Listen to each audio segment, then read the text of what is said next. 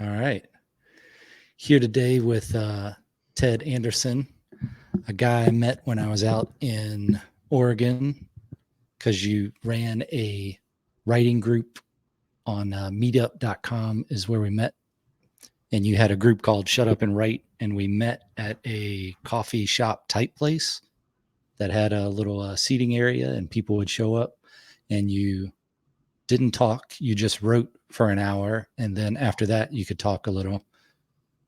But what got you started in making a writing group? Well, it wasn't my first writing group. I joined a writers group when I was 22 for the first time in Atlanta, Georgia. And then I moved pretty soon after that to New York City, and I started my own there. And we were together a good, I don't know, 5 or 6 years before I went to graduate school, also in New York City. And then when I moved from New York City to Oregon, I started a writers group when I moved there. So basically, I felt I was a much more prolific writer when I had a writers group to look forward to and talk about what I was doing. Gave me some personal accountability, I suppose. Ah, nice.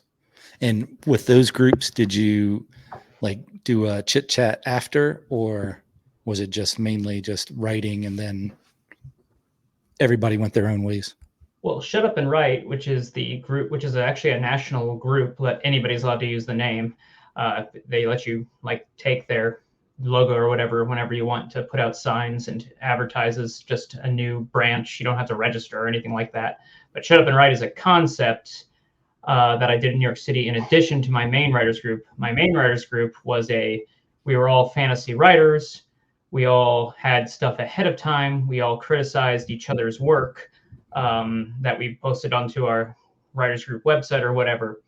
That was the same as the one in Atlanta. So that one was more commitment, more time, and a key group of people, and we rarely ever let any new people in once we formed that core group, because it's a lot of work to like if there's 5 or 6 people, that means there's 5 or 6 things you have to read ahead of time once a week if you do it that often. I think we did them once or twice a week. Once every week, or sometimes once every 2 weeks. But we were all pretty committed at the time. Whereas the Shut Up and Write groups, which I also did, that just gives you an excuse to go somewhere and write, even if it is at a Starbucks or something. You just got to make sure, if you're the one hosting it, you make sure there's seating for everybody else and all that kind of stuff. So it's a totally different dynamic.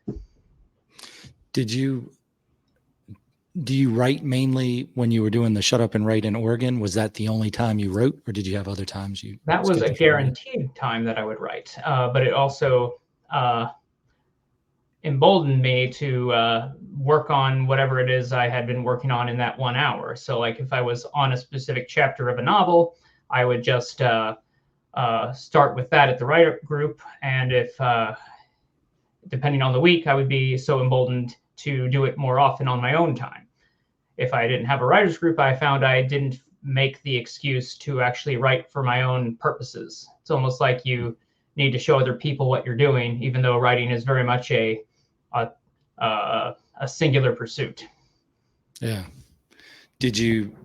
Are you still doing a writing group now, or not? No, I moved away from Salem, which was where I met you. There was a wonderful coffee shop there. It was very easy to set up seating, et cetera, et cetera. I thought I would have not so much a hard time when I'm currently in Tualatin, which is near Portland. There are a lot of writers groups that I guess meet, and I tried some of them. As far as my days off and the sites where we met, it was always very difficult to make it happen. Like I did this one writers group. It was where they would write for 2 hours or whatever the heck, and but it was at a key time of the day where when it was time to go home, it was just when rush hour started. So like it was very inconvenient to do that. I was like, well, I'll do one of my own somewhere else that's not so much in the city. And that was difficult. Not many big coffee shops like there was that one in Salem, or in like New York City, there was a whole different coffee shop dynamic. It was always easy to find coffee shops to make this kind of setup for, or at least when I did it in New York City. So in other words, I stopped going to writers groups, and then the rest of life happened. and I haven't been writing because I stopped being in writers groups. Beyond now, I just write my Dungeons and Dragons campaigns, that which my players are involved in. So that's the only place where I get that creative part of my life anymore. How long ago did you stop writing fiction? Well, besides the Yeah, companion I mean the or D&D the is literally campaign. fiction, but it's for four key people and their characters and all that kind of thing. But I actually write every dungeon that they have. I then write a synopsis of what they did. Theoretically, that's one day ideas for a story I could write or something. But as far as writing my novels, I don't remember when I was last writing one of those chapters, but it was probably like 2018 or 19. I don't even know which at this point. It was definitely pre-pandemic. Yeah. Yeah, the world seemed different back then. Yeah. I'm glad that we left in 2017. I think we left Oregon, and I was glad we ended up in Florida for the pandemic time frame. Oh, because of the lesser strict close downs. Yeah, I mean, Oregon was getting kind of weird when we were out there anyway. Well, Oregon's always weird, but it got a little more militant when we were out there, and then I can't imagine how bad it got then. Well, keep in mind I'm a hospital employee. Yeah. I saw the worst of it, so it was hard to argue one way or the other. Like especially knowing the evidence after the fact, we could do a whole podcast on that. That's where more of my life is. But obviously, you want to focus on creativity and writing and all that kind of stuff. Wherever it takes you. Now it's digressions are okay. Yeah, that's what gets in the way of a creative process. You have to pay the bills. I went to graduate school and got a physical therapy degree. That degree costs a lot of money to pay back, and it's a easy degree to get focused on. And unlike you, I wasn't married, so I was very committed to finding someone. And when I did, believe it or not, that suddenly became a huge portion of my life as well. And she's not that kind of writer. She's an academic writer, but yeah. And we're married now, so congratulations. She, of course, would be fully supportive if I chose to spend my time writing. Instead, I mean free time writing. Like instead, my free time often is Dungeons and Dragons or hiking or video games, because I've got this whole new computer set up, and I bought that actually when the pandemic hit because I wasn't doing much else during that period. And then ever since, I'm like, well, I have this amazing computer and these games I've never been able to play before. And it just, one thing gets in the way of another. Yeah. And I still don't know if I'm coming back to the writing or not. I feel like so much of my life, I mean, we're talking 20 to 35 or 36. I was writing novels a lot of my spare time. And then I just don't anymore. Well, I mean, doing the Dungeons and Dragons stuff is still a lot of writing. So well, yeah, if I wasn't doing that, I wouldn't have any kind of creative outlet. It would just be me at work doing patient care for, and that's definitely a side of myself that I really enjoy exploring all the time. So there's a reason I chose that for graduate school and got the job I did, and I'm still in the same job 8 years later. It's really fulfilling to me. But if I wasn't doing the D&D right now, I wonder if I would be satisfied. Like, I don't think video games would scratch the same itch. I'm just even when it is a story-based game, it's somebody else's story. Like I'm a dungeon master in Dungeons and Dragons. I'm not one of the players. I like, it's a creative process to create a story for them. And the group that I have, we have been meeting for more than 5 years now with the same campaign. Wow. Yeah. So obviously they like the story I've developed for them, and we're on the third act. Like they're basically facing off on the end result of what they were building up to the whole campaign. So that's, it's a story process like anything else. How often do y'all meet?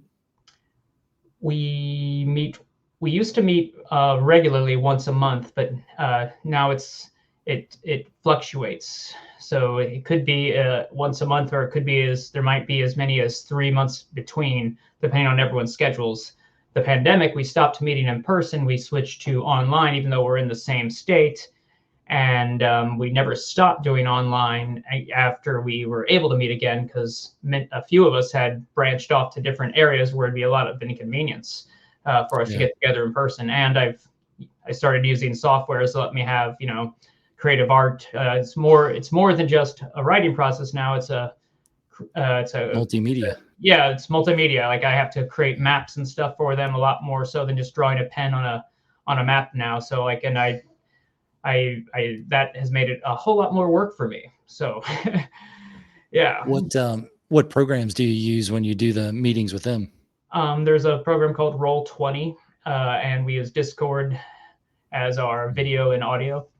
Roll20 is where they can look to see the map and control their character tokens. And you can. I'm not an artist. If I'm anything creative, I'm a writer. So I search for images on Roll20, and I purchase what I want to portray what it is that I'm trying to have them go through. So it's more like my artistic creativity is hobbling something together with something somebody else has made. And there's a lot of things people have made. So yeah. Do you use the AI generator on Discord, or?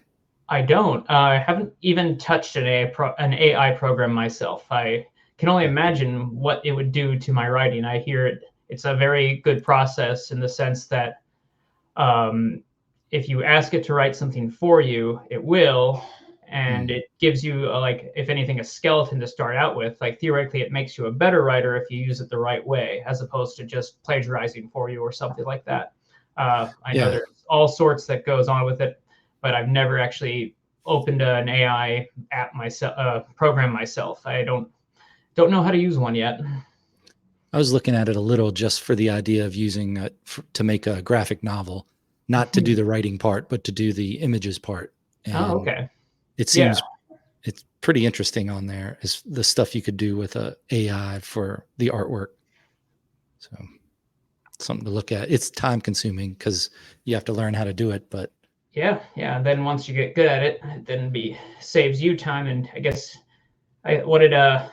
speaking of, I know I'm on a podcast technically, but there's a podcast I listen to where they talk about AI all the time because they talk about tech.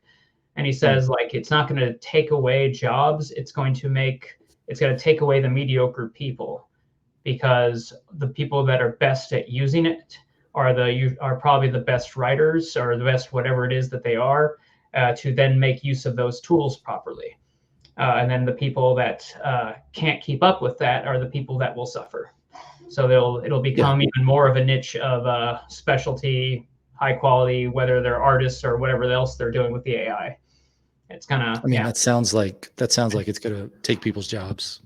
Yeah. You got to adapt, or it will create jobs for some people that are good at that sort of thing, I guess. But you're probably right. It'll take more than give. Yeah. You could use that for your, like, a synopsis of your Dungeons and Dragons. You just explain to it what happened in the last meeting, and then it would generate pictures for you. And then you could review that next time you met with them and say, if you recall from the last time here, we were fighting this thing and this zombie and this thing.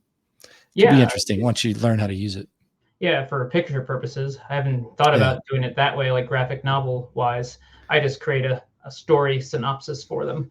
And that's from old school writing, just what I remember happening. What do you use for when you do write? What program do you use? Just regular Word or something? Or I at one point owned Scrivener and never ended up using it, because I was taught the official way to write a manuscript, like how it's supposed to be formatted, how it's supposed to look when you submit it to a publisher or a agent or whatever the heck. So I did have Word, and I had the template always set with that. Theoretically, I would have, if I kept going with it, I would have said, like, let's put all my projects in Scrivener. It organizes them a lot better. For all I know, that's not even the best way to do it anymore. The last time I was writing, it was pure Word. Heck, my computer right now, I don't even have Word. I have it's called Libre. It's the free version of that, but nobody cares. Yeah, I hadn't heard of that. I use Word, just regular writing too, and then script writing, which I've just started doing. I use Word and then some other program that formats it, but I still feel more at home in Word. And then I've used Dabble when I did wrote 2 books with another guy, and that was easier than Google Docs. And it was just when they started, it was a couple of years ago, when they started doing the software where you can write and share it with someone else, and you could write it at the same time, and you could see what they changed, or you had other notes you could leave in there with it. It was just a little nicer, I thought, than the Google Documents one. Yeah, Google Docs, I've used that before not for writing projects, just in general. It can get a little chaotic, especially when you're writing at the same time. But I know Google Docs is just one of dozens of probably programs that exist for that. Sounds like you could take all your writing for your Dungeons and Dragons and make a nice graphic novel book out of that too. I mean, you just got to get the pictures down, and I think the AI is the thing to go for that. Yeah. Once upon a time, my first novels were literally, they were literally based off a Dungeons and Dragons campaign that I wrote in college, and I took their adventures and turned them into a saga. And that picture is totally stolen from the internet somewhere. Yeah, I don't, because that's all it was. And since then, like, here's the first novel. It had a picture too at one point. But I turned it into, publisher format. Okay. Yeah, and so technically this one, A Cry for Heroes, was book 1 of that saga. That one I actually finished as far as a final draft and completely edited and went through my entire writers group. By the time it was finished, I didn't bother with books 2 and 3, which I had only written first drafts of, because by the time that this was finished, I discovered just how trite it was. Like, it was literally a D&D campaign. The system of magic was literally the D&D system of magic. Anybody who read it who was a fantasy fan was like, this guy just wrote his Dungeons and Dragons campaign. Like, what's wrong with that? Yeah, people will read that. Well, sure. Like, I didn't like, but it also inspired me when I finished the process of finding the final draft of that to start my own novel based on my own world that's not based on Dungeons and Dragons. This one started out with a completely was my full creative brainchild, as opposed to using D&D as my skeleton, so that I could put my stuff inside it and steal their steal a lot of their own world building for myself. Whereas the other novel that at one point you read and critiqued very nicely for me, that was like fully my world, my characters, my everything. And it was the first. Why is that one not that degree? Why is that one not published? Yeah. So, like I said, all those years of me trying to become a writer and going through those writers groups, of course, we talked about publishing all the time, and we learned exactly what it takes these days to become published. There's no one way to do it, but it's way harder than it used to be. It was always hard, but people that are my age or older, and I'm 41, we are used to hearing about, you write a manuscript, you get it edited, you send it to an agent or a publisher, and then they set it loose. They do that work for you. They don't do that anymore for the most part. You have to be pretty lucky that they would be willing to do that work for you. They want you to come with everything done and an audience already ready. So you have to have at least 10,000 readers, whether it's because you have a lot of literary magazine publishing or because you have a blog that has a lot of followers. Maybe that's where you put some of your writing, but you have to have an audience for them for the most part. They want you to already have done a lot of the marketing. They don't want to have to commit to that because it's not worth the expense most of the time. So you need to do the writing, the book part is, if you ask me, the easiest part, because the amount of work it takes to market yourself and build your own brand and all that, I had the time to write. I don't think I ever had the time for that when I went to grad school and then got a physical therapy job. Like I could always find some time to write, but finding the time to build an author career, obviously I could do it if I was 100% committed, but I obviously wasn't 100% committed. If I was willing to let the rest of life, I would say, get in the way, it's what I chose to do instead. And it's where I ended up in this position where I have 4 novels that are just something the occasional friend have read. And writers group people, some of them who are actually writers, but most of them have also done something similar as far as moved on with their lives. Well, 100,000 words on a Dungeons and Dragons campaign, that's tough. But why not do self-publishing? That is a different kind of marketing. Like that's another way publishers can like you. Because you self-publish, even if it's not 100% edited to their standards, they then see like, oh, look at how many you've built yourself an audience. You've proven, because you have the sales receipts or whatever the heck, you've proven how many readers you have. So they will potentially republish you, or say you want to write something else with the audience that you already have, and this time we'll publish it regular style for you. That's another way to do it. And it's not a terrible way. I've got one of the people in that writers group in New York. That's the only way he writes. He doesn't. I don't think he ever got picked up by a publisher, but he churns them out. Like I think he puts out a new novel every 6 months, and he calls it flash fiction because, how does he put it? Like, I'm not writing Hemingway. I'm just writing my high fantasy, fast fantasy, and I churn out a lot of them.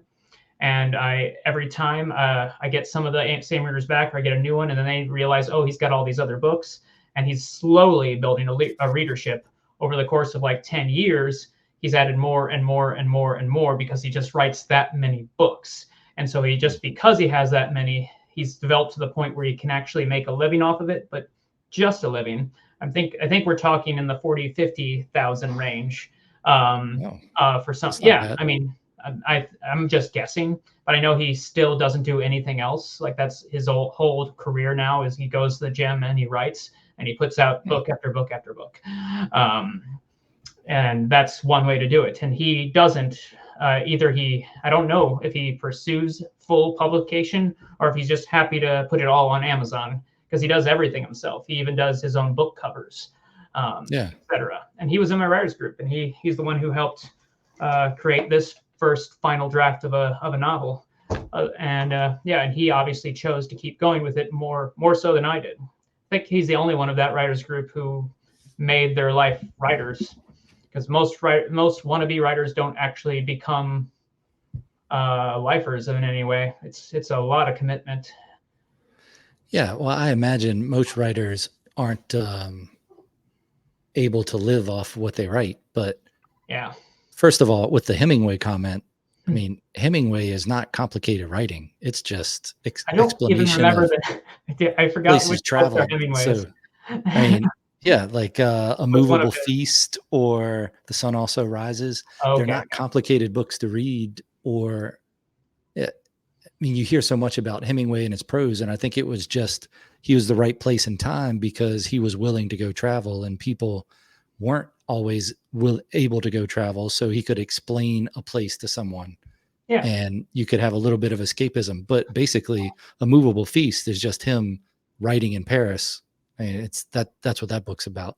So Hemingway, I mean, it's just finding the audience. And then for Amazon, I like Amazon publishing. I've published 7 books with Amazon, and I've made tens of dollars.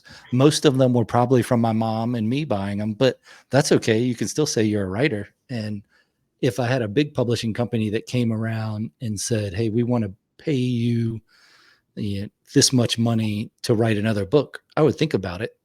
And if they said, we want to republish one of these you already have, I don't know. It's already out there. So a lot of it is just the marketing. And if you're in it for the fun of writing and not necessarily the money and fame of it, then anybody can be a writer. So I mean, I've read a lot of bad stuff on KDP, but I've read a lot of good stuff on there too. I mean, But yeah, that's the same with a publishing house too. yeah, technically I am a writer. I'm just not a professional writer. I have been and always probably will be an amateur writer. And when people read something that I write, they notice because I did spend thousands, I don't know about thousands, probably thousands of hours I know. taking the time to develop the technical skills that a writer needs to have something that looks like a published work. So that amount of effort will show when you write something. They're like, oh wow, like they just see like a Facebook post when you write a little story about a date you were on or something. Speaking of creativity, I used to publish short stories on my Facebook about my personal dates, changing the name of the girls, and I called it the Ted Dates series, and it got a lot of good response. And that they would make these comments like, oh, you're such a good writer. Have you considered writing a book? Like, oh, actually, I write books, which is why it shows when I write something else that I've spent time doing this. It helps out in other areas, like when you do any kind of creative process for any kind of thing in your personal life, whether it's writing your vows. I was told my vows were extremely well written. Things like that. It comes in handy to be a writer in the rest of your life. It just doesn't come in handy for my regular career because the only thing I write as a physical therapist are treatment notes, which are actually meant to be pretty darn short. What have you ever then done something in a date to add to the story after? Like you're like, this is going to be good for the story's sake. The date's not going so well, but this could save the story. But I only would write the TED date stories for the ones that were interesting. Yeah. So like that I thought could be funny in the TED dates because they were mostly written. A few of them were like I promised myself I wouldn't write them again. I was very much a hopeless romantic, and I would always I would start out writing what was me kind of things, and I realized, yeah, people who like me will read that and feel sorry for me and maybe reach out to me, but man, does it give the wrong vibe. When I started trying to make it funny and just making sure to highlight those situations and those dates, that got a lot better response. So yeah, and I'm pretty sure I embellished some of them to things that that's good. Didn't quite happen the way they did, just because that made it a more funny story. Yeah. Yeah. Well, the part about being a victim is probably just from being in Oregon too long. You've absorbed the culture, but well, I've gone from one liberal bastion to another. I went from New York City to Oregon. I mean, I'm obviously. I was born in Texas and lived in Michigan for most of my years until I was in my 20s, but I definitely kind of belong in the coastal areas. I'm definitely a libtard like that.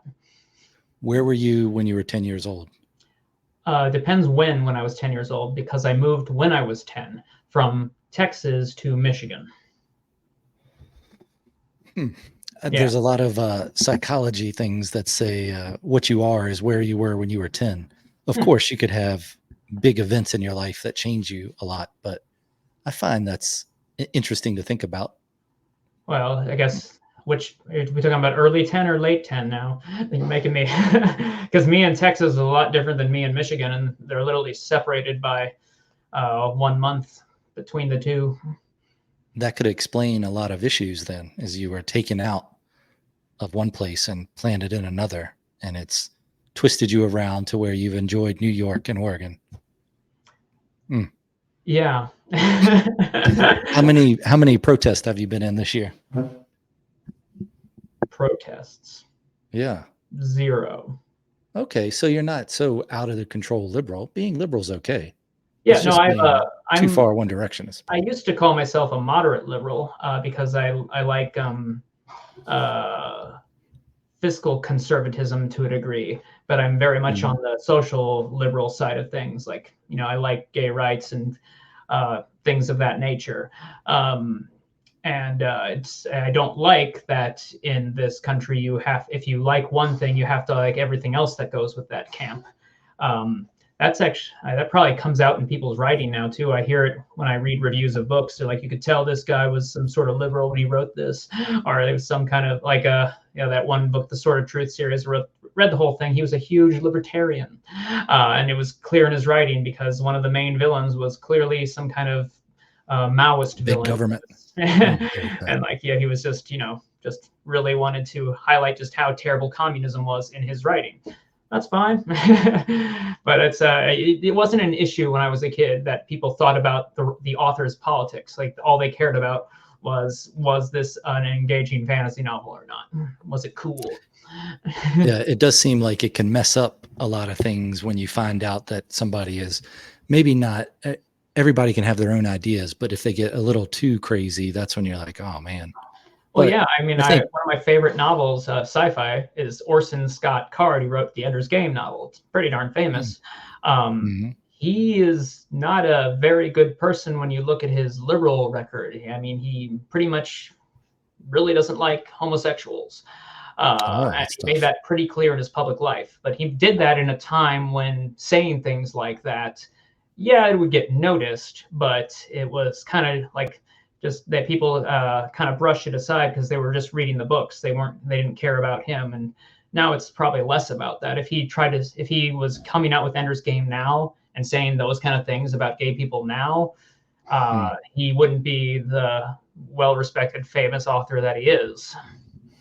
I'm sure there's probably some porn parodies with Ender's Game in there somewhere anyway. So he's probably not happy about that. But I could find one in 5 seconds. Just let me type. Yeah, I bet you could. The idea of politics and life, I think you can definitely mix and match those a little. You can have that a la carte, like pick a little from this side, pick a little from this side. So yeah, hopefully we'll get that straight. But I'm sure that it helps to, as they said in the Bible about, was it Abraham, I think, that he was good for his time. So you could look back at history and find people that it's probably easier 10 years ago to have done it. You look back and you find people that did things that you're like, oh, that's pretty good, but they were also did some things that were really bad. And then it seems like these days you can't say anything about the good stuff. You just have to say stuff about the bad things, especially when you talk about like founding of America and founding fathers and all that. I'm sure 100 years from now, people will look back at us and go, well, what were they thinking? What were they thinking? They sure drove a lot of fossil fuel cars back then. Morons. Yeah. If people are alive, then, we might have another reset. Yeah, I mean, I think it's important to remember the bad so that you don't repeat it. You can't completely erase the history, but at the same time, you also don't want to over focus on it. Otherwise, it's just more content that you're lacking for your creative mind. You need to know the full truth of what went down. Yeah. Are we supposed to not listen to any of Michael Jackson's music anymore? I don't know. I kind of still like the music. I liked it more when I was a kid. I don't know how much finding out, because that came out before it was like what he did. Like, that was the 90s. I think that was like the birth of the internet. I don't think it was just because he was such a huge star that even in pre-super internet social media, that got lots of attention. The difference is, like, somebody like J.K. Rowling, she isn't as famous as Michael Jackson was, but she got her comments on one subject area got a lot more notice than Michael Jackson literally molesting children. So it's just a sign of the times and how much more you got to watch what you say. And Michael Jackson, watch what you do criminally, but that's another thing. Well, once we merge with machines more and everybody's part of the hive mind, we won't be able to hide anything of what we think anyway. Yeah, I'm not a sci-fi writer. So what do you see the big difference between fantasy and sci-fi then? Old school in that opinion that sci-fi is all about possible world that could be in some capacity. Like, it's all about even if it's on another world or whatever, it's all about it's technology. It's what we could be capable if we had this technology or we had this capability as a species. How would that change our entire nature as a people? Whether it's like getting space travel and becoming Star Trek, whereas fantasy, it's not really, none of it is actually possible.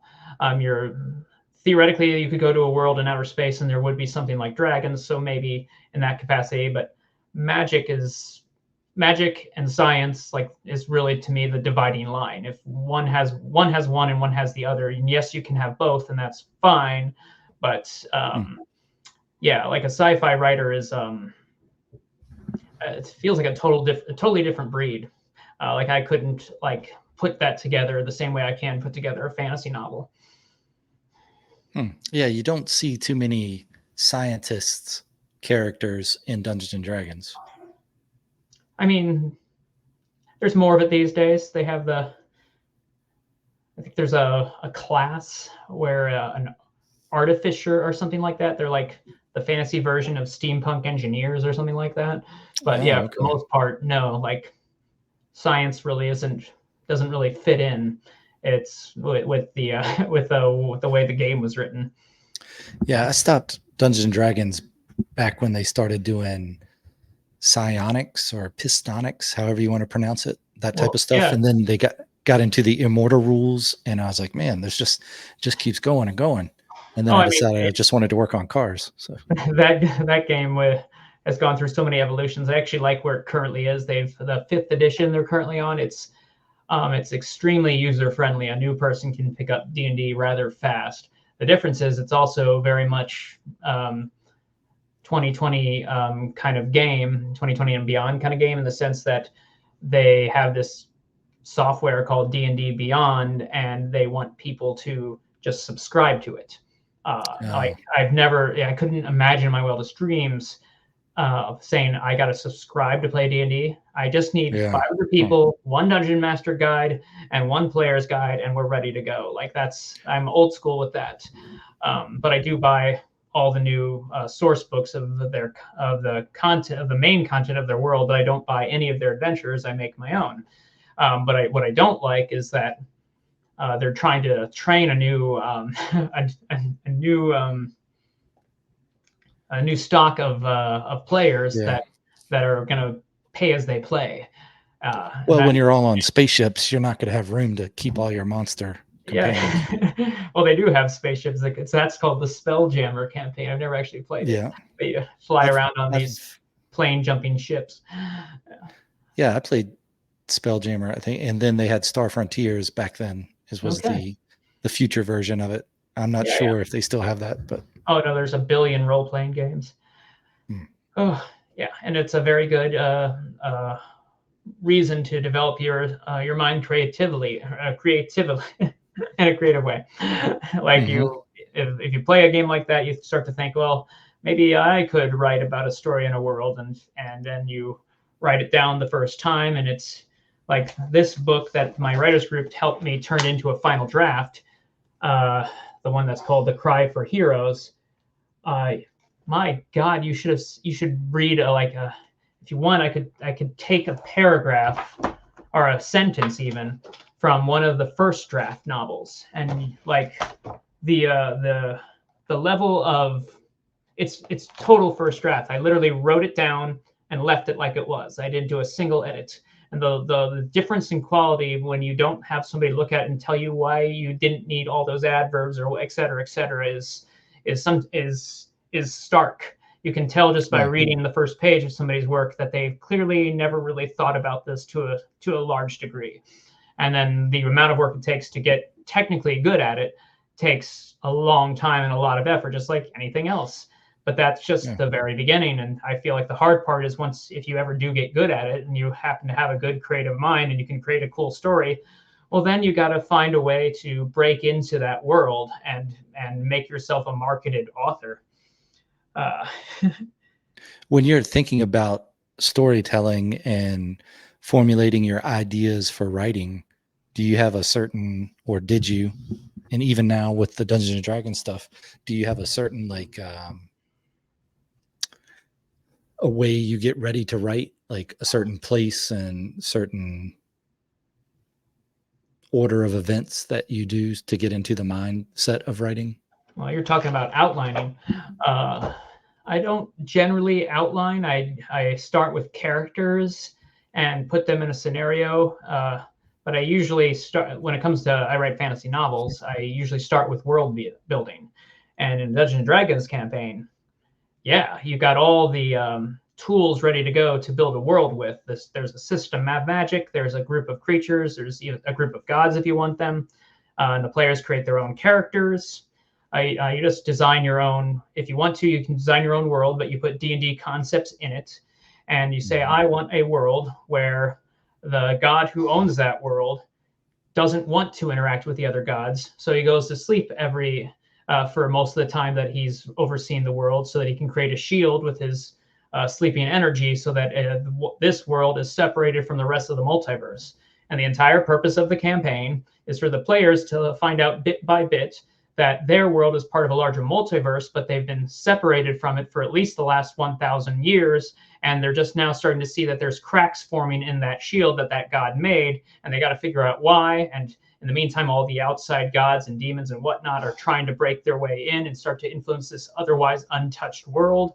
And, and then of course there's politics going on with the elves versus the different groups of humans. And there are no other races. And then they realize there used to be dwarves and etc. Like that the ideas just keep sprouting. Why is this? Why is this? Why is this? And that evolves in its own way based on how the players play. That campaign that I'm running now that lasted 5 years, that's been lasting 5 years. I started it for the first time when I was living in New York City. I tried it with a group there. And then I tried it again when I first got to Oregon. This is like the 4th or 5th time I've tried this campaign. And I've had all that time, different iterations of the campaign to develop a very cohesive story that the players really appreciate now that it's in this iteration of it. Whereas when it was brand new, they didn't appreciate it as much. Do they need to appreciate it that much? Do they really need the 5th draft of a campaign? No, but you will like it more if you that is put in front of you. But it's just D&D on a Saturday. You don't have to love it. You just have to like it as much as you might wasting time with a video game. So it depends how much effort you put into it, how much that means to you. I put in way more effort for a D&D campaign than a lot of DMs do. Or you could argue that I don't put in as much, because there's some people that have been doing the same campaign for 30 years. God bless them. Good gracious. Yeah. Was it TSR still doing Dungeons and Dragons? They were sold to Wizards of the Coast, and Wizards of the Coast was sold to Hasbro. Have you tried to get a job writing with them? No. That wouldn't be I a tried bad back idea. in the day. Back in the day and sent them, some ideas and application stuff. But Dragon Magazine. Yeah. never got anywhere with that, but that's always an option, especially if you've been working on one for years. You could probably tidy it up and then send it in with a little computer generated pictures. And there are lots of homebrew Dungeons and Dragons campaign stories out there. Like, I'm obviously prime audience for that, I guess. So I get, there's a lot. Like, a lot of people decided to make their own campaign and publish it and sell it as a game. And they use the rules of D&D to sell it. And they don't even necessarily, I don't think they have to pay Hasbro necessarily. I don't know, but it's there's a lot of people that are outside of Hasbro specifically using the Hasbro rules for their campaign. They probably just... they're probably, I don't know what they do. It must be easy enough for them to get paid so that you can try to market it, because that is definitely a thing that's a lot. I've seen so many different iterations of that. Whether it's D&D itself, like Hasbro has their own campaigns, and those are the most professional, most and they're doing the whole integrating it with D&D Beyond with the multimedia and all that. That's where you can get the most bang for your buck, and where you have to really pay to play. And then everybody else that has their own idea that's not technically part of D&D canon is allowed to make their own world and adventure and thing.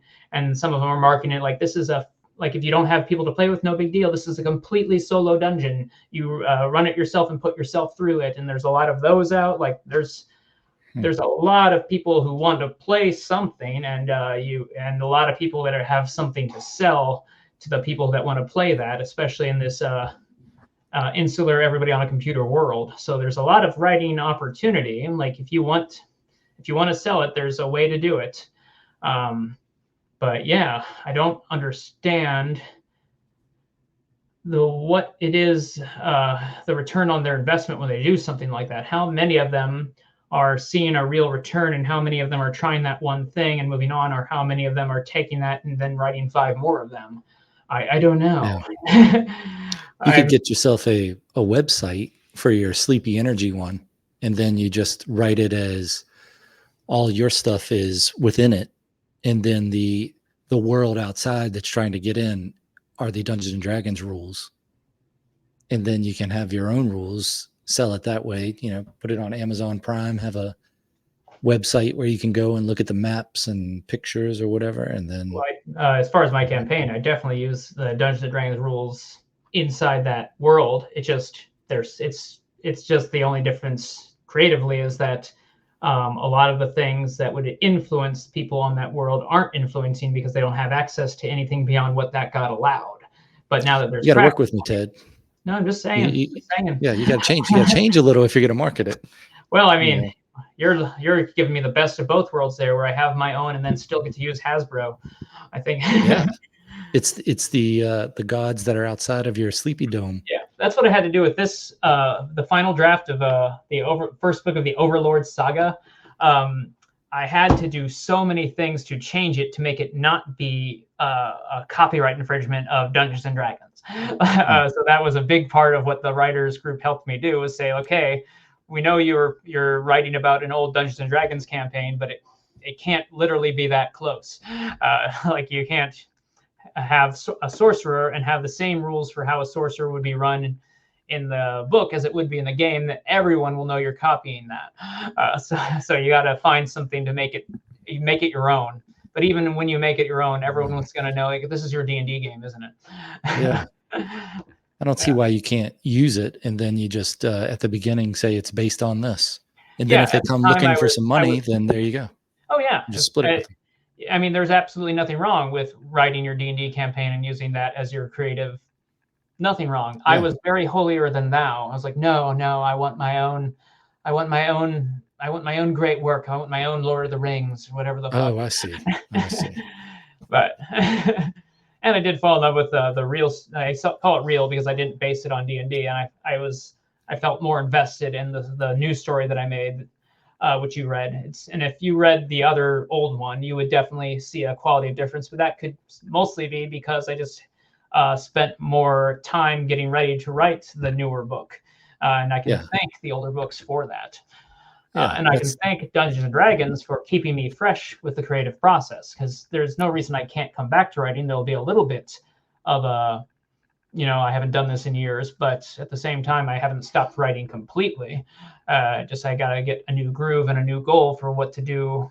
Like, what do I want to do with my creative time, and what is the goal? Does it have to be I want to become a famous author? Why can't it be just I want to have a website where I can show my work just for the sake of having it up there, whether or not anybody pays for it? Like, since it obviously means something to me to be creative, I need to find what it is I'm happy to do with my time to make something happen, since it's obviously not going to be published great author or bust. I do like the Amazon setup where you can do all your own cover, and it has other programs that help you with it too. And then you can learn all about how to market your book, but you don't have to market it that much. You can just put it out there, and then it's a spectrum of marketing. So you create that accountability for push for the limited exposure that you're happy to have. Yeah, you have that accountability for yourself of, I want to get this book published, self-published, that's fine, on by this time, and then you just work towards that and you get it out there.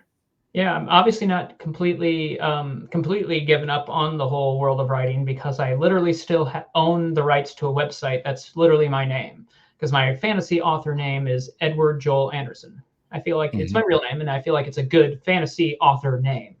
And so I have www.edwardjoelanderson.com. I own the rights to that. I pay every year to maintain the rights to that website. Is there anything on it?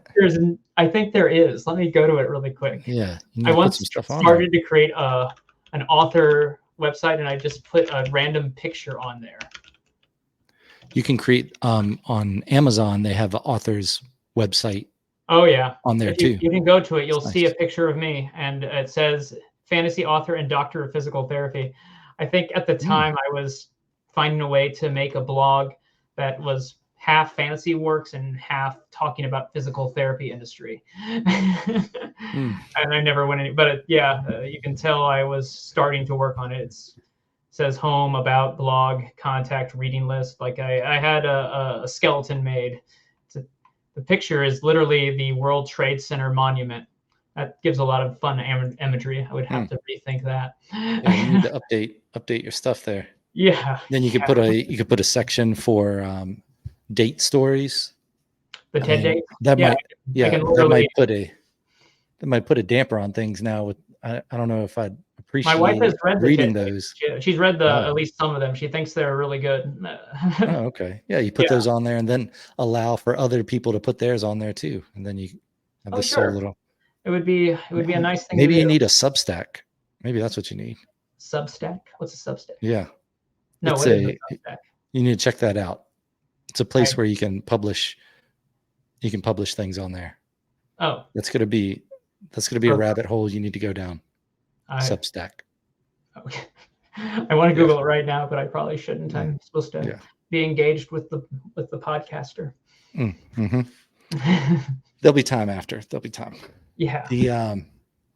So just writing the Dungeons and Dragons stuff lately and not working on the novel, which is disappointing. I was hoping to see a copy of that somewhere. Yeah, me too. How do you can do it whenever you want. I wrote the first 10 chapters of the second novel, actually. Oh. Of that same series, that is.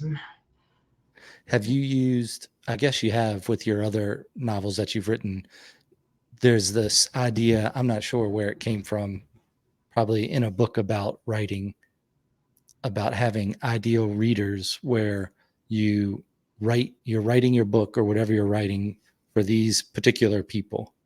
So you can have those faces of the audience, and then you send them a good draft of it, not the first draft, probably not the second draft, but when you get as close to done as you can be, and send it to them to put notes on it, kind of like I did with your other novel. Yeah. Do you find that useful, being able to see what other people think about it and seeing notes about it? You're describing a beta reader. Very useful. Yeah. Yeah. Okay. As far as what do I imagine somebody who I imagine my reader to be, I literally imagine myself, because I think to myself, what do I want to see in a fantasy novel? I want whatever I always thought was missing, or whatever I used to think was the best part highlighted more so. So theoretically, the only way lots of people would like my book is if they all had similar tastes to myself, because I love going back and reading a chapter of my book, because that's what I wanted to see. And I know, where if you're writing for the sake of somebody you have in your mind, I don't know, I guess that's possible. I don't think it would be possible for me when I'm writing fiction. I think that's the way you have to write when you're writing nonfiction, potentially. Like, technically, I'm a nonfiction writer. I literally am about to present an academic poster in the physical therapy world. That is definitely for a very specific audience. I wouldn't bother to say it all that way, but that's the way you're supposed to say it in the academic world. Yeah. I think that's yeah. I'm not talking about when you're using your ideal reader or beta reader, but just when you're writing. I found that I have about 4 or 5 people I send stuff to when I've got it to almost done. Well, that used to be my writers group in New York City. I don't have a version of that anymore. because I stopped doing writers groups. Like technically, you and Connor and a few other individuals that I was forming some sort of writing relationship with in Salem, that was doable to form when you have a consistent group going and you're the person who organizes that group. It's easy to find a person, a live, real person, the way that you want to. Whereas it's also easy to find somebody on the internet that way. There's so many different versions of online writers groups that exist, and you can find a way to connect to somebody there, but that's just not the way I learned to do it so long ago. And I don't know, that it's another thing I'll need to experiment with if I go back to writing full time, because I probably won't do my old method of starting a real person writers group again. I'm still around. You could have emailed me the stuff. I know, Ross. You would definitely need to work on checking those emails, as we you would discussed be one of the earlier first tonight. people I would reach out to. I think some of the other old writers groups of people in New York, for instance, like I feel like those are not burned bridges per se, but like that's the last thing on their mind these days is looking at my work. They like, I have 3 kids now, Ted. Like that's what I'm reading right now is what they're doing. Well, I mean, if they're interested in creativity, then it's not the majority of them aren't. Not the same way, as far as I know. Yeah, and if you don't keep in touch, you don't even know where they're at with that kind of thing. People just drift away. Like I haven't talked to you since probably 2017 until they reached out to me about this podcast. That's true. That's true. Yeah, but that's just my personality and how easy it is for me to move past things.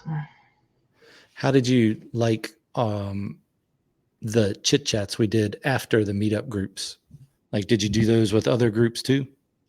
Like if we went to eat or get a drink somewhere after? Yeah, that's the greatest part of doing things in person. Of course, I became pretty close friends with those people in New York City. I even had a relationship with one of them, and that caused some trauma. Yeah, don't do that. Yeah. Agreed. Oh, yeah. Yeah, that was the best part about those groups that I found, is just meeting the strange people. Because, I mean, you're pretty strange. So you fit right in that box of strange writer people.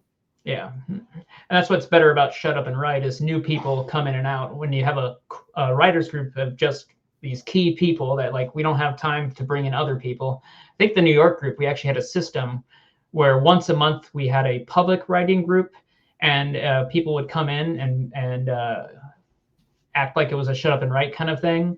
And then if we liked them, then we would potentially invite them to the bigger group, to the more core group. And it was rare that we ever revealed to them, like, actually, this is just a test group for what you could be your bigger, more awesome writers group that you don't even know about. I think we got 2 of our writers group members that way. Yeah, and all like a few, of course, we invited that didn't want to do it. They're like, oh no, I don't have time for that. Yeah, where are they going to get a robe and a cauldron? Don't tell anybody else about it. Yeah, yeah. We were very elitist in our own way. Like we were all about like, oh, we're a group of people that are actually going to get published one day. We take this very seriously. We took ourselves too seriously. I know I did.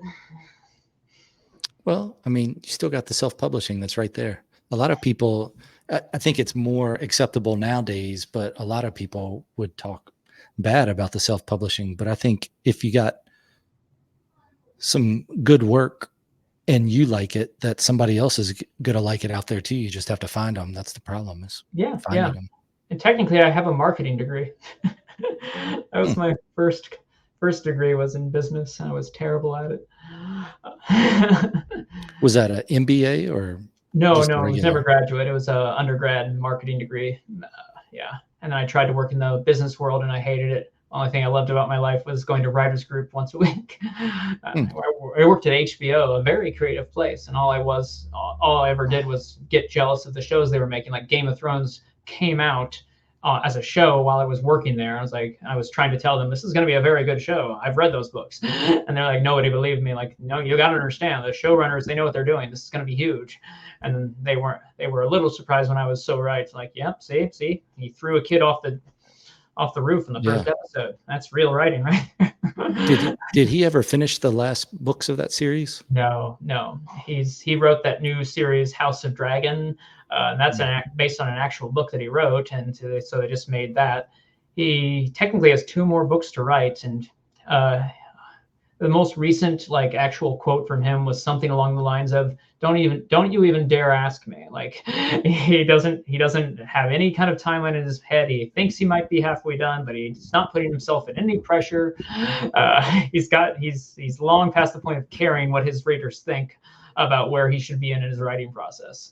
He used to be a lot more public about it. Like he'd post when he finished a chapter on his blog and all that. Like it was a big deal for him. But a guy that successful, if he can get that much money from a partially written series, and he has so many other things going for him in his life, why should he care?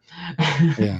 There's a lot of other authors. That's the only thing they have. He has plenty of other things going on besides the one series.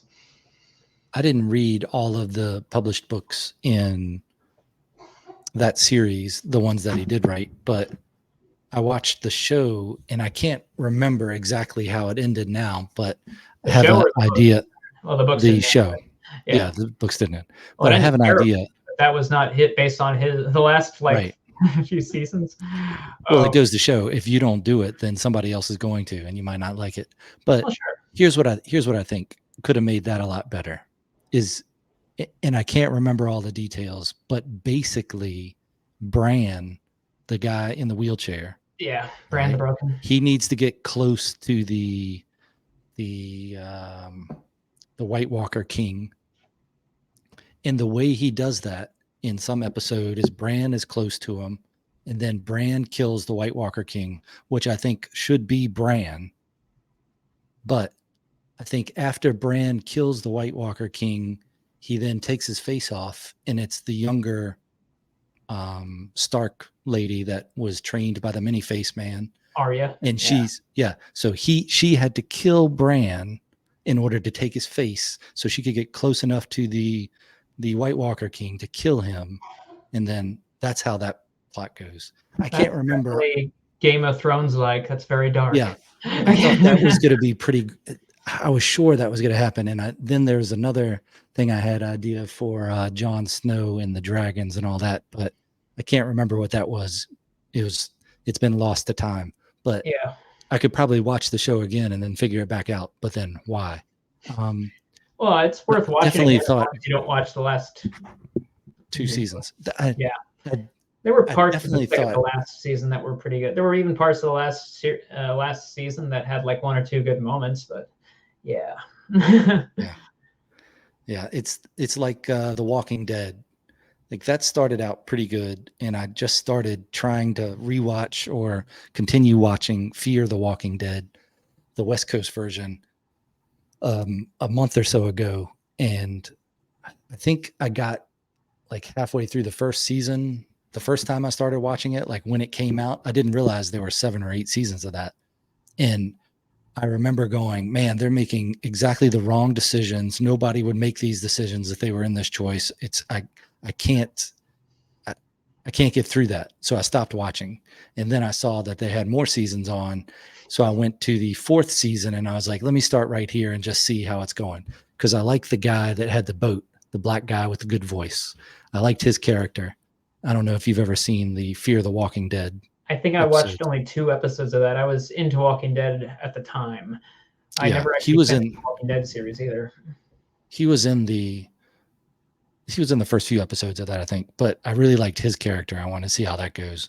And his character was doing okay in the 4th season, but then they got poisoned by, here's spoiler alert, they got poisoned by antifreeze, and they were going to try to use, ethanol as the cure for it.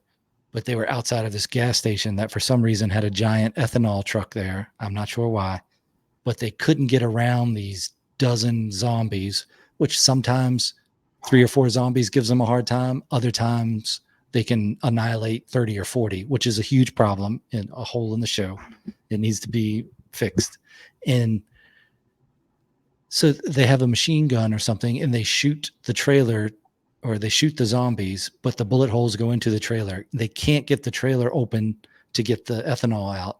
But then there's holes all in the trailer. There's ethanol pouring out everywhere. All the zombies are dead. All they had to do was hold it under the stream that's flowing out. And there's still going to be ethanol in there because the holes aren't all the way to the bottom. And the next scene was them going, all the ethanol ran out. We couldn't get any. And then I was like, no, not watching anymore.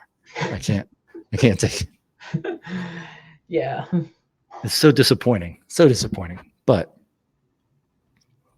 I'm not sure how we got onto that point. Yeah, I mean, it's expectations of what you were I try not to that world to be realistic, and I try not to have that in writing, and I think that's why it helps to have an ideal reader or a beta reader when you're writing, because it does hold you a little more accountable. Because you might think, nobody's going to know this. I'll just do this little thing, and it'll make sense to me, and that's okay. But then somebody else reads it and goes, no, that wouldn't happen that way. So it's the little check on it. Well, that was the problem with writers groups. When just anybody was in our writers group and came in and read your work and then started putting red lines through everything, and they didn't actually know what they were doing, it was just like, you're just wasting paper, dude. And like, and then who are you to say they don't know what they're doing? That's like, you gotta they could be really brilliant. Yeah. No, like it's everybody is so full of themselves in the writer's world, and at the same time everyone is so insecure. So finding a group of people that you trust and is worth trusting is a rare and special thing, at least as far as real people. Maybe it's easier to find when you're going on chat rooms in the internet, because you can be more, what's the word, honest directly right away. Yeah, the writing groups, I've found that some of them I think they go bad when they start to say things like, how would you grade this? I remember being in a writing group that said that. What would you give it if you were grading it? What would you give it? And I'm like, man, I'm definitely not here for that. I'm here to listen to some creativity. And when I would you read it, not how would you grade it? Yeah. When I would take stuff, I would do things like just 300 words or less of trying something new. Like if you're doing a different system for dialogue tags, instead of he said, she said, that you're trying something else just to see what other people thought about it. But I did like meeting the strange people that were there. And you can always meet some strange ones. Sometimes they're too strange and you can't make that connection. But yeah, as you know, my Shut Up and Write group, the one in Salem, it was for anybody who was writing anything. Like we got a woman who all she ever did was write scripture when she came in, and she loved it. She loved having that hour to be with a group of people when everyone else was writing something else like sci-fi or whatever the heck, and she was writing her scripture. And obviously she was a very interesting person for her own in her own way. But it's not what I was used to. I was used to a fantasy writers group. So I was like, oh yeah, there's a whole world of people writing things out there that want to be around other writers. So that's the way I like to do it for sure. But I need to find a place where I can do that. It's actually hard to find what you need. Like you need a place that's big enough to allow multiple seats to be in the room, that won't kick you out for being there for an hour or more, ordering just maybe something simple like coffee, if anything. Like the only thing that exists that you're allowed to do that for free is things like the library. And I don't know. I don't know what the response would be if I tried to hold a writers group at a library. I imagine it would get people coming. Just nobody. Yeah, the library is not bad. Yeah. I've been to a few at libraries. Yeah, okay. Yeah, but I missed that writers group location I had in Salem. It was a very big, very accommodating coffee house. So like that's exactly what I wanted, and I can't find that in the Portland area. That was kind of attached to a college or something too, wasn't? Because it wasn't close. all the coffee house. It was like there were rooms in it where you could I actually once went there for a readers group where we all read a certain fantasy novel and we talked about the novel. You can reserve rooms there. I remember. I don't know. Everybody who worked there, I think, was a student of some kind. Yeah, I thought that's just because they needed money because they were students. but maybe it was university affiliated. That would make more sense why they have that much real estate, because Yeah, I whereas you think that's can't what it find was. real estate like that in Portland. If you have a coffee shop, you're there to make money on it. So Plus, it's full of homeless people. So yeah, potentially, yeah, if they'll even let them in. Okay. violent homeless people. Yes. Well, I'm a physical therapist, and a lot of my patient population are the homeless who are having medical emergencies. It's that's a whole nother podcast. I used to call them the dregs because most of them were drugged, and but I think now I'm going with wayward, the wayward souls, that they're just out there not competing in life or going through something either mentally or drug induced or both. Yeah, It's tough. it's if you even started out not being in much trouble, becoming homeless, you're gonna get into trouble soon after unless you really work hard to pursue the few options that exist to see your way out of that. Yeah. I don't. Oof, that's speaking When of. we lived, go ahead. Yeah, I was just like to try to equate it with creativity and all that. Like you can't do anything like what we're discussing if you're in that place in your life. You need your other needs seen to before you can even think about creating a fantasy world. Like where it's kind of a definitely a luxury hobby that we're discussing. Like if you would only be writing stories if you have a place to live, food to eat, a place to sleep at night for the most part. Like you hear about those people that are musicians that do it go from the back seat of the car that they live in to and then take their guitar and then go play a set or whatever the heck. I don't think there's much of a version of that in the writer's world. You really need a lot to support what you need to do to be creative, if you ask me. Yeah. Yeah. That's when we lived in Tacoma before we moved to Oregon, affectionately called to Compton. It was like 2012 time frame. So it wasn't as bad as it used to be, but our place was right in the middle of, behind us was a Catholic shelter, and in front of us was what they called a senior center. But that's just a place where violent homeless people hang out during the day. And then over the one side was a medical place for people with schizophrenia and other items like that. And then on the other side of us was a park where people hung out all day when they weren't in any of the other places. And that was scary at night when you're outside walking the dogs. And then you're like, man, why am I walking a dog in Tacoma at 2 a.m? So you got to, plan things better. Yes. But it is, you hear a lot about that. Like, I think Jewel is the artist that comes to mind first when you think about somebody that was alleged to be living in a car and then went to fame. And I'm sure for people outside of it, it seems like it happened quickly, but to the person when it's going on, probably didn't happen quickly. I've seen a podcast with her talking about the recording industry and how she got started, and when she was playing at a coffee shop and she started to get more famous, which was pretty good. It was pretty cool. It was a good podcast or interview with her. You should probably look that up after you look up Stack something. Substack. Yeah. Substack. Substack. Yeah. Yes. Sadly, this is not like that podcast because I am not Jewel. Maybe one day I'll have something to talk about that's more substantial besides my latest Dungeons and Dragons campaign. It just hasn't happened yet. I mean, I'm sure we could talk about stretching. Just making the time to talk to you about this has definitely got me thinking. Maybe I really shouldn't have abandoned as much as I have. I need to give it new consideration because that Dungeons and Dragons I'm running, it's coming to a close. Maybe I should, instead of replacing it with more D&D, I should replace it with a writing community, even if it's online, and pursue that website that I still pay every year for.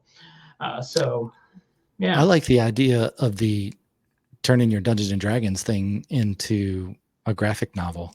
I mean, it doesn't have to have all the stuff, and you can say, I'm just going for a 20 or 30 page book, but that could be pretty good.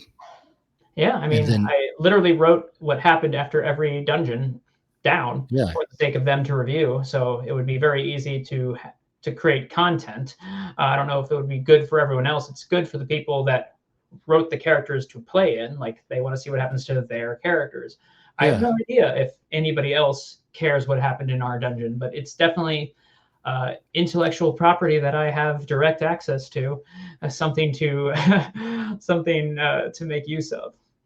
If there's other people out there playing Dungeons and Dragons, there's plenty of people interested in what happened in your The campaigns. podcasts that exist, the blogs that exist.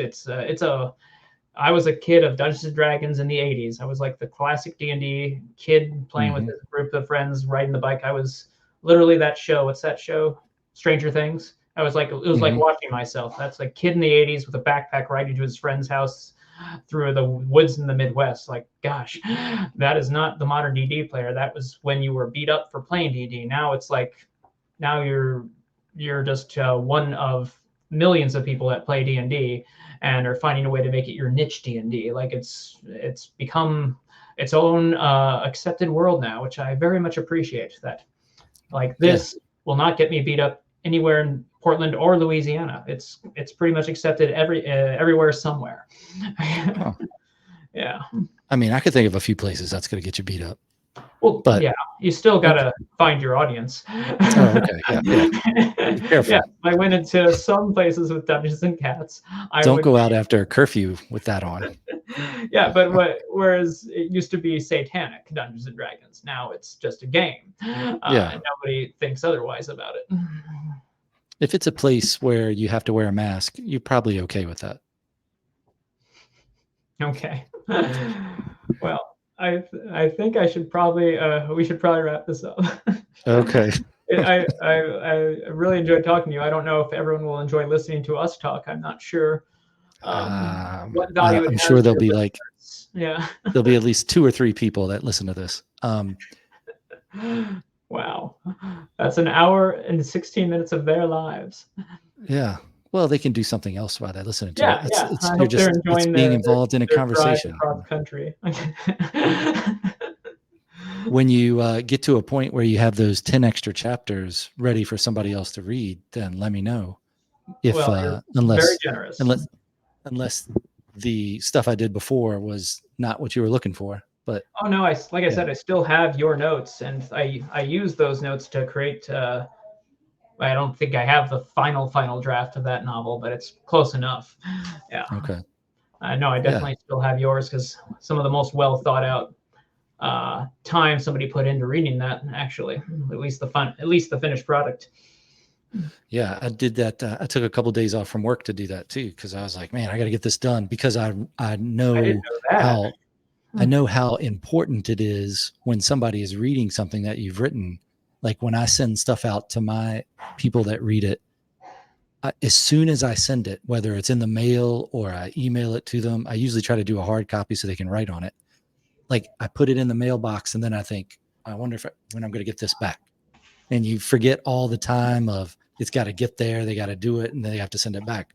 But yeah, it's exciting to read this. Or they won't do it. I sent a hard copy version of this to every member of my old New York writers group. Not a single one did it. It's a daunting task right there. That's a lot of pages, bro. Yeah. I thought they would be happy to do it, because they literally helped me create that in a lot of ways. But that just goes to show people move on. But you obviously haven't. You still remember reading it. I really appreciate that. I haven't moved on. That's me. I stay in the past. You moved on, but you still remember the content. Yeah, it's good. I'd buy that if it was published on Amazon through KDP. I would take a look at that. Okay. So something to look forward to. Definitely talk to me about all this. It's given me a lot. I appreciate you making the time. Yeah. And you got to get that website up so people can go to it. Okay. It's just nothing more than a homepage with a picture of me at the Freedom Tower memorial. It's not the best picture to choose. I will change that first. It was a different time back then. Different time. Yeah. All right. I'll talk to you after this. Okay. Okay. All right.